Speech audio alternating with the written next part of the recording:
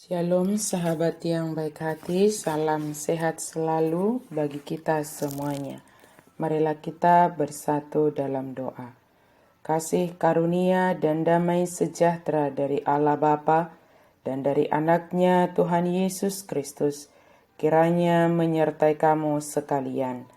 Amin. Firman Tuhan bagi kita pada hari Minggu ini dari Filemon 1 ayat 8 sampai 17. Kita baca secara lengkap di tempat kita masing-masing. Saya baca ayat 16 dan 17. Bukan lagi sebagai hamba, melainkan lebih daripada hamba, yaitu sebagai saudara yang kekasih. Bagiku sudah demikian, apalagi bagimu, baik secara manusia maupun di dalam Tuhan.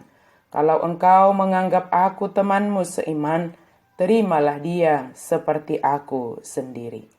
Hidup sebagai keluarga Allah. Selamat hari Minggu dan salam sejahtera bagi kita. Onesimus adalah budak rumah tangga milik Filemon, seorang kaya dan anggota gereja di Kolose. Onesimus telah lari dari Filemon dan tampaknya berjumpa dengan Paulus yang membimbingnya kepada Kristus. Paulus meyakinkan Onesimus bahwa lari dari masalah bukanlah jalan keluar, dan dia membujuk Onesimus untuk kembali kepada tuannya. Paulus menulis surat ini kepada Filemon untuk meminta dia berdamai dengan budaknya yang melarikan diri dan memandang dia sebagai saudara di dalam Kristus. Bukan hanya sekedar memandang Onesimus sebagai budak dalam keluarga. Filemon adalah seorang tuan tanah berkebangsaan Yunani yang tinggal di Kolose. Dia bertobat melalui pelayanan Paulus dan gereja Kolose mengadakan ibadah di rumahnya. Karena Paulus adalah seorang rasul dan yang membimbing Filemon, mungkin bisa saja dia menggunakan otoritasnya terhadap Filemon dengan memerintahkan Filemon untuk menghadapi secara baik budaknya yang melarikan diri itu. Tetapi Paulus mendasarkan permintaannya pada komitmen Kristiani Filemon.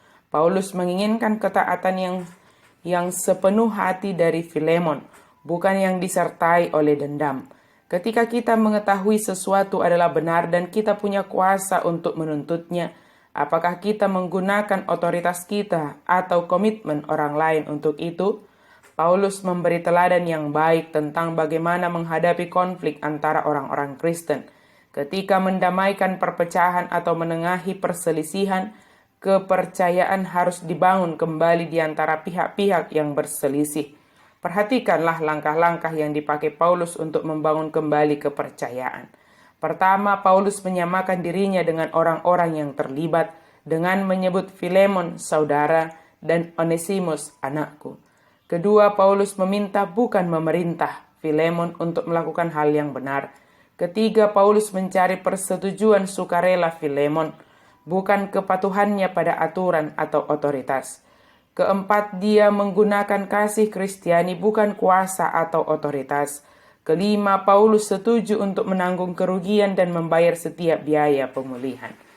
Sebaliknya, daripada menggunakan kuasa atau kedudukan secara berlebihan, gunakanlah cara pendekatan yang digunakan Paulus untuk membangun kembali hubungan saling percaya. Paulus menolong Filemon dan Onesimus untuk memahami hubungan mereka yang baru sebagai saudara dalam Kristus. Pada dasarnya Filemon memiliki hak untuk melakukan sesuka hatinya terhadap Onesimus. Dengan membiarkan Onesimus lari, sebenarnya Filemon mengasihi Onesimus. Karena Paulus melihat hal itu, maka Paulus melakukan pendekatan yang persuasif dalam menyelesaikan masalah mereka. Antara Filemon dan Onesimus adalah sebagai saudara seiman, bukan sebagai barang milik semata. Dari sel penjara, Paulus meminta bukan hanya menerima tetapi juga mengampuni Onesimus sebagaimana kita telah menerima pengampunan. Sehingga dengan demikian akan tercipta hubungan persaudaraan yang rukun dan akan menjalani hidup sebagai keluarga Allah. Paulus juga menggunakan permainan kata, sebab arti kata Onesimus adalah berguna. Paulus mengatakan dahulu memang dia tidak berguna, tetapi sekarang dia sangat berguna bagi Filemon maupun bagi Paulus.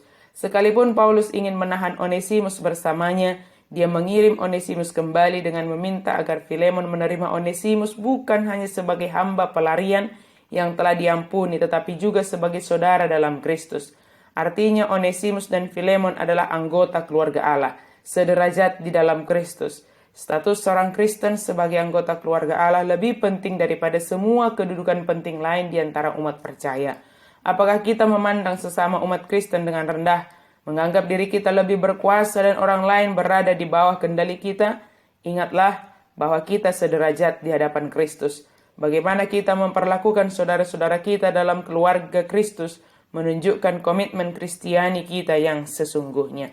Paulus dan Filemon bukan sebagai mitra kerja, melainkan teman dalam kasih karunia. Paulus dan Filemon memiliki pengalaman yang sama dalam Yesus Kristus menyangkut keselamatan. Hubungan kita dalam gereja sering sekali tidak memiliki pertemanan sejati, tetapi hanya mencerminkan sikap saling toleran. Apakah ada tempat di hati kita untuk menyambut orang lain dengan hangat? Perlakukanlah mereka sebagai sekutu dalam karunia dan kasih Allah, bukan hanya sebagai rekan kerja. Biarlah minat kita yang sama dalam Kristus dan rasa syukur kita yang sama atas kasih Kristus mempersatukan kita dengan orang lain sebagai keluarga Allah. Amin. Mari kita berdoa. Terima kasih Tuhan untuk firman-Mu. Mampukan kami untuk hidup rukun dengan sesama kami. Mampukan kami hidup sebagai keluarga Allah yang saling mengasihi satu sama lain sebagaimana Allah mengasihi kami. Di dalam nama Yesus kami berdoa dan bersyukur. Amin.